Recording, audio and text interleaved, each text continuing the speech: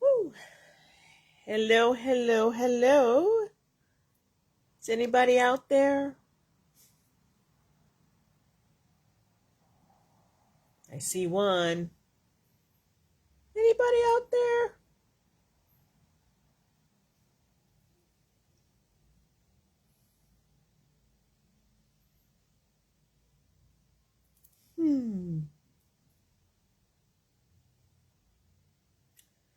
Well, I guess I should get started.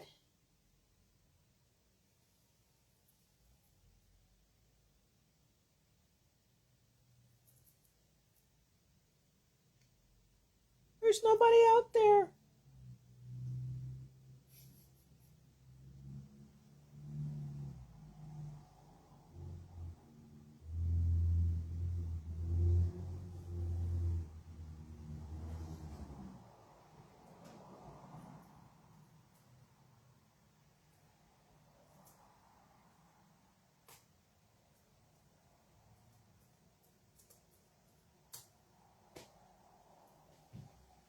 Ah, here we go.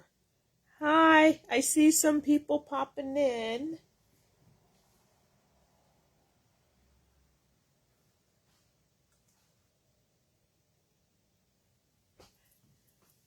Hello, hello, everyone. Happy end of summer. Happy going into fall. I hope everyone had a lovely summer. It went by too fast as always.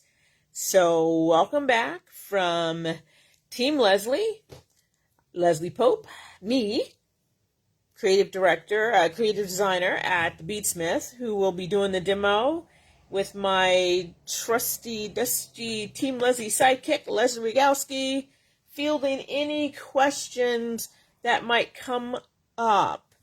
And as promised, we are back with some fabulous, fast, fun projects for people to...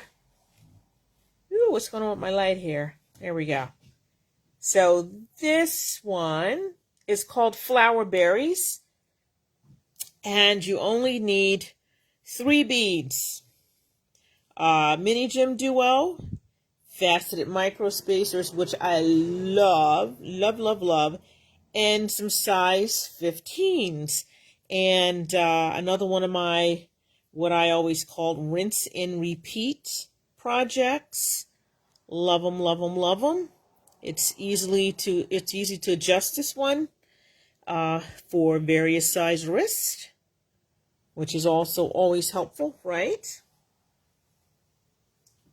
So as you will see on my board, I have my Mini Gem Duos, my 15s, my faceted Microspacers, solder jump rings, a toggle, and open jump rings. I'm using a size 11 needle, 6-pound fire line, which is always good. Let me move my light again. Getting a really bad shadow all of a sudden. I don't know why. Nope, that's not enough light. There we go. And my little cutters for my fire line. And my favorite pliers. The micro grip pliers are nice and small. Easy to use, easy to handle. And I think the last time I forgot to show the ratio of the size of the regular Gem Duo versus the Mini Gem Duo. And they're just so cute. I love them. They're just so cute and fun to work with. So, this bracelet has 3 components.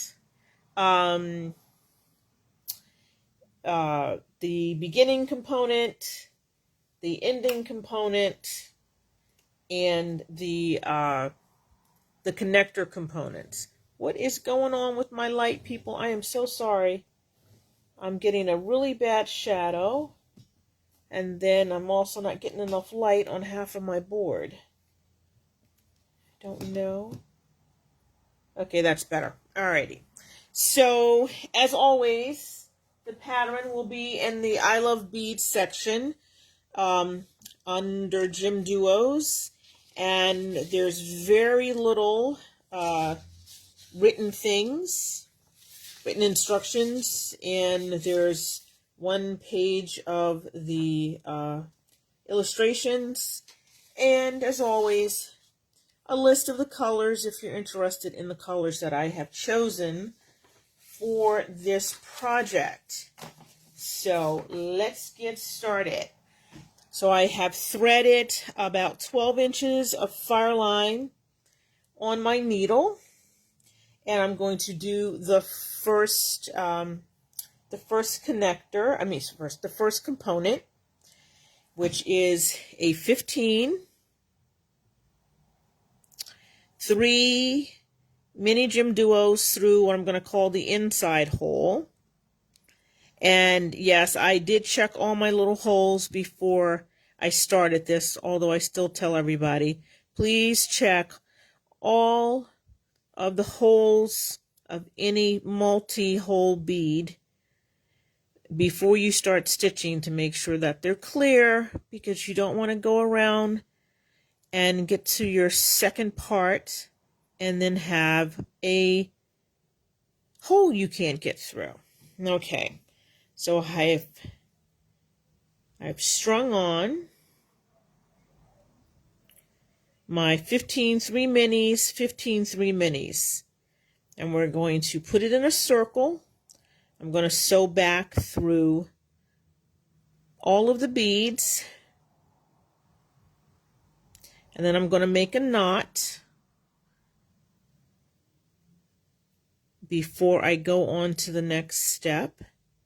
And I like going through all the beads again before I tie a knot. It seems to keep the knot from slipping, and the beads get to stay in the correct place. And yes, I forgot to mention that the Gem Duos have a domed side and a flat side, and you will always be stitching with the dome side up. So I'm going to tie my knot. Just a couple of overhand knots. Don't have to get too crazy about it. They don't really seem to go, they don't really seem to slip as much. Come on, baby. Whoopsie. Okay, there we go. So you made your little circle for your first component, and then you're going to sew through the 15 and your next mini.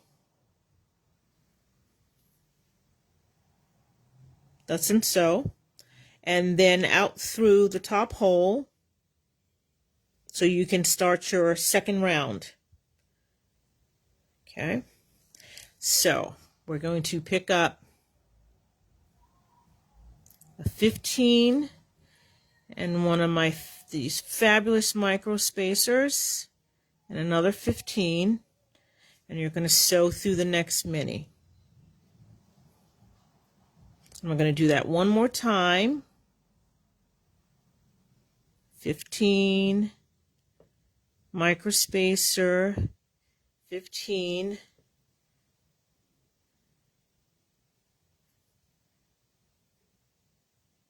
there we go. I'm going to keep going around.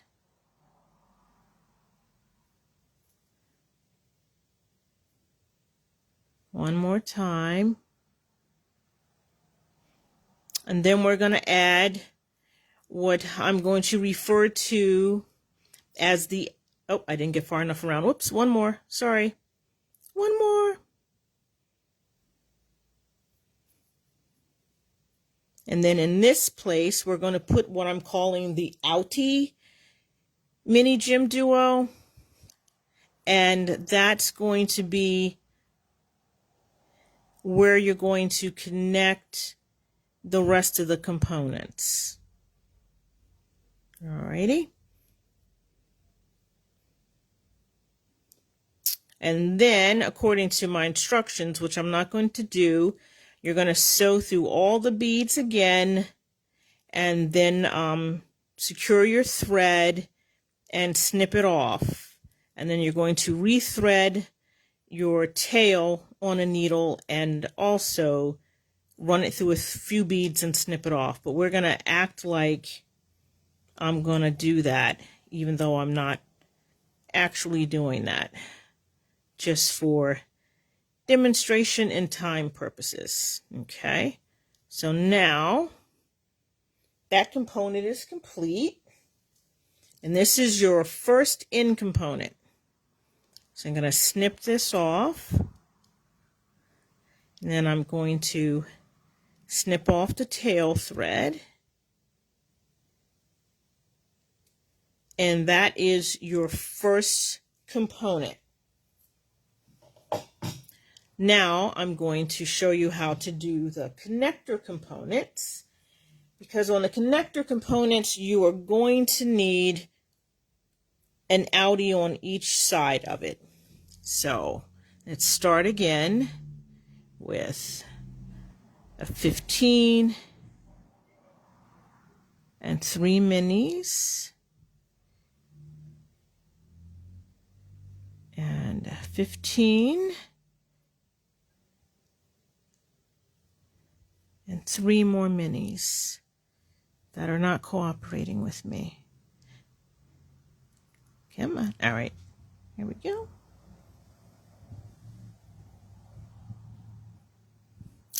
And we're going to do the same thing again. We're going to make our little circle of beads and tie it off. Oops, I have one upside down. Oh no. Okay, here we go again. Sorry, folks. Obviously, I'm a little out of practice here. Let's try this again. Make sure I have everything pointing in the same direction. There we go. I was unsure how much pre-prep on this I should do, and I decided not to really do any because I thought it would be pretty fast. I hope I didn't make a liar out of myself. Here we go. Perfect. So I didn't sew back through them all, but I normally would have done it, but I didn't do it. So we're going to go up and come out. And then this is going to be a little different. So we're going to only do 2 of the faceted microspacers, because we're going to then go through my little outie that is going to connect the 2 components. All right? So you would line up your next little open space with the little outie component, and I'm going to pick up a 15, go through that gem duo on the other component, and sew back through. Okay? And as you can see, voila, they are connected. Now I'm going to add my other 2 faceted microspacers with the 15s on either side.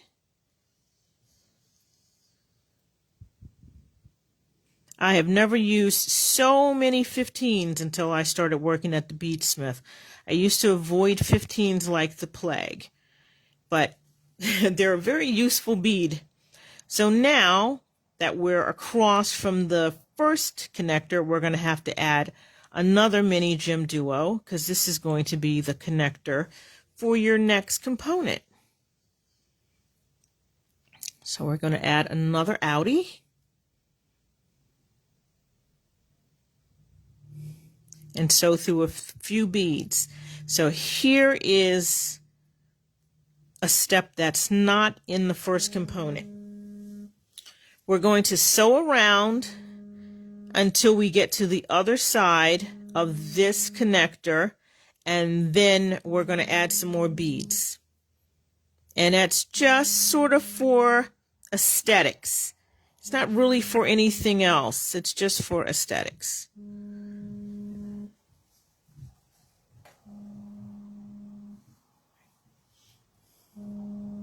Okay. Alrighty. And through that 15 and the connector mini. Get that thread out of the way. And I'm going to pick up two 15s and sew through the mini, not the 15s. And then I'm going to pick up two more 15s and sew back through this connector mini. This time, we are going to sew through a few beads, because then you're going to tie this off and make more of your connector components, as many as you need, or then make your end component. So I am going to tie this off and then make an end component. There we go.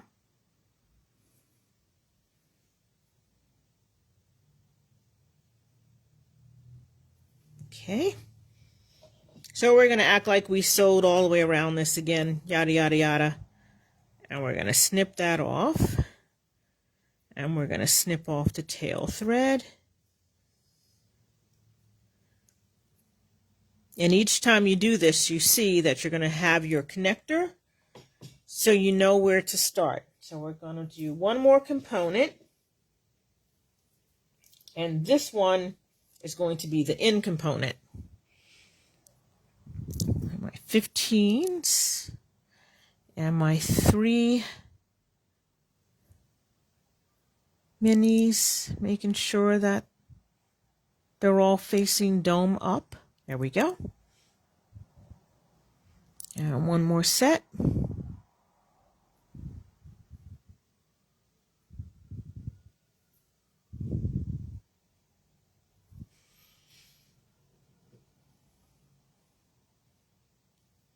Make our little circle of beads. And if you can't get through a bunch of beads at one time, just go through a couple. That'll make sure that you don't skip any as you're going around.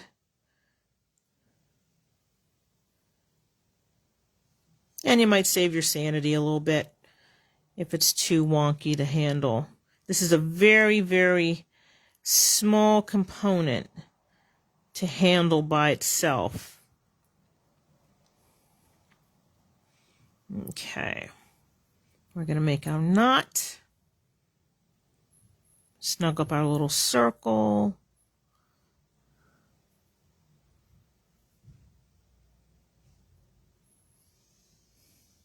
I tried doing this with like one thread throughout, and it was just a nightmare.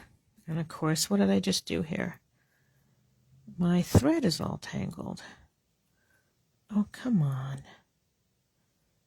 Okay, I tangled up my thread. Ah, there we go. Found you. It's wrapped around a bead there we go. Yikes! Obviously, maybe I should have practiced a little bit more. I'm having such an issue with this today. A little out of practice. And I also put a knot in my thread. I'm going to go back through that, I think. Oh, I'm going to have to lift this up to my face to see what I'm doing.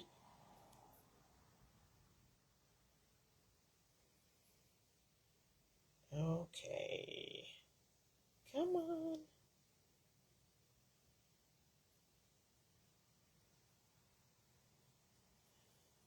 Ah. Here we go. Okay. Knot is gone. Yay. Okay. So, back to the beading. Go through the 15 and the mini and out through the mini. And this time, we are going to attach it through the outie. 15 on one side, 15 on the other side.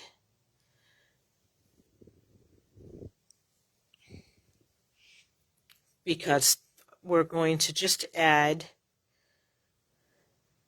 the 15s in the microspacers around the outside so it mirrors the other end component.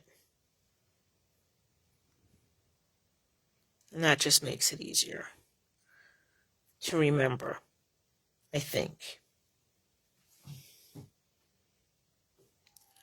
So let me do this because, of course, when you get back around to the connector, you're going to have to, whoops, skip the bead. You're going to do the other little, you're going to add the other two little 15s.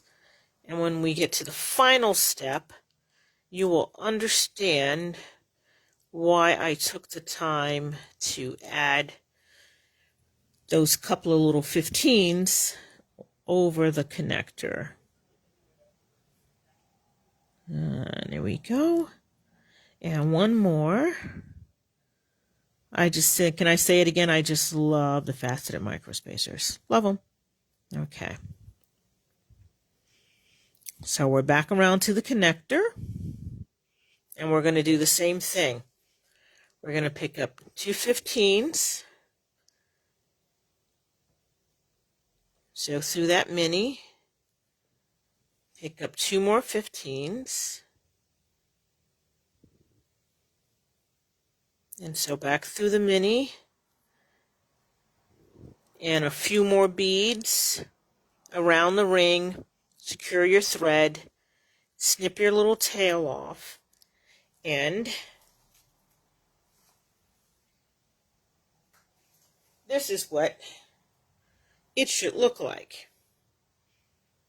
This is very abbreviated. This is not the bracelet by far. So the first thing we're going to do is you're going to secure another 30-inch, a new 30-inch piece of thread into your end component and sew around until you get to the faceted microspacer that is across from your connector gem duo. That's the middle of your bracelet. And now we're going to add a started jump ring, because that gives you security of not having your jump ring slip through your thread. So you're going to pick up 3 15s, a started jump ring, and then you're going to sew back through just one of the 15s, and then you're going to pick up 2 more 15s and sew back through the faceted microspacer. So in a perfect world, I would sew back through all this again, because I always like to get at least 2 thread passes through anything, especially an ender. But I'm not going to do that at the moment.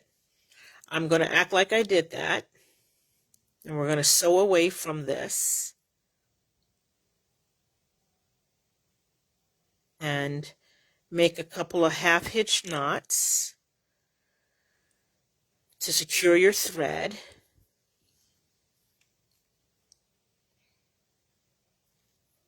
I'm just going to do one.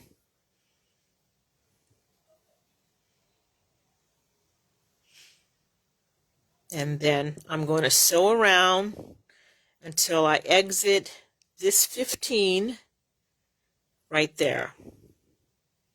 Or that's incorrect. No, that's not right. I am going to sew around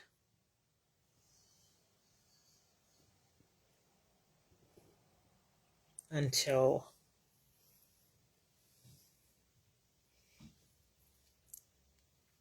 I exit the 15 on the other side of the microspacer.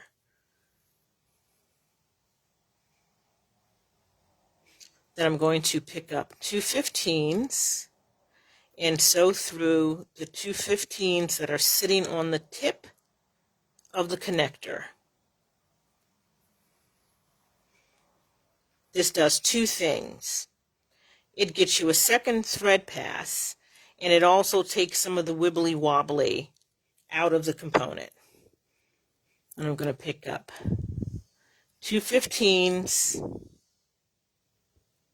and sew through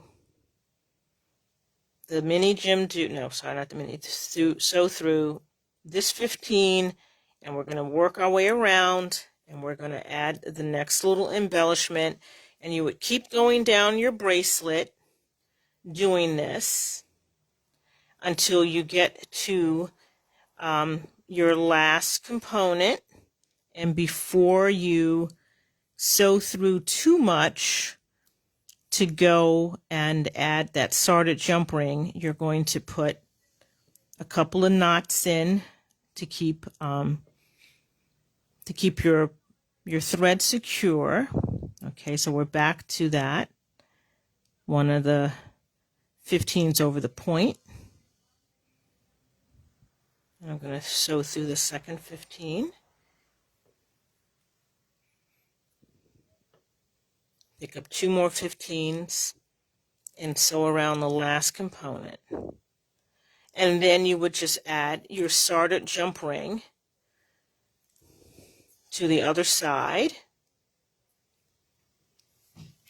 And then you can add your jump rings and your open jump rings and your clasp to the end of your bracelet. So this is a lovely trick that I learned from Leslie Rogalski. And if I had been taking a class when she taught that, I would have thought it was more than worth the price of admission, because I have probably saved myself a lot of grief. I pulled my needle out. So as you see, when we get around to this side, which would be the end of your bracelet, you would add your second started ring, and then your bracelet would be finished,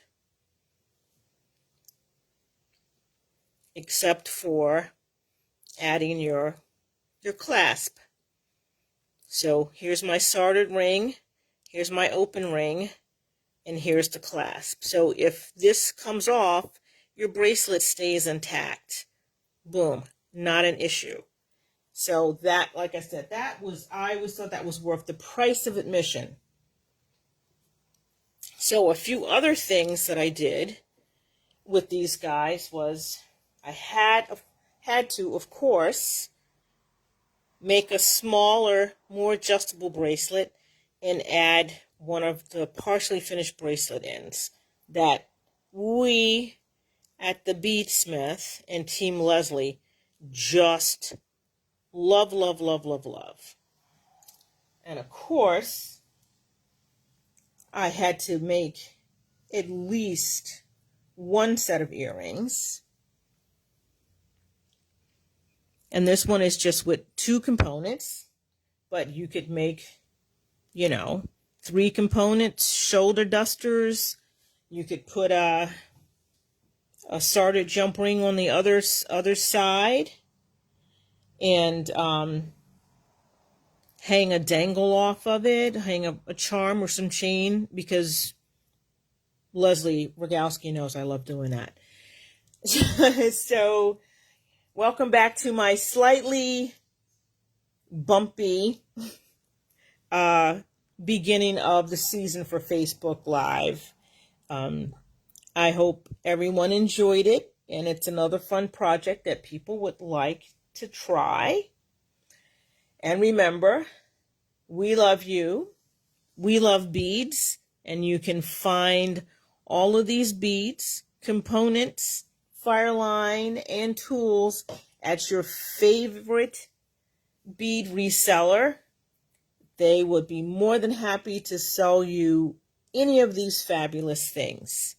So, until next time, stay well, happy beading, and we'll see you in a couple of weeks with another fabulous project.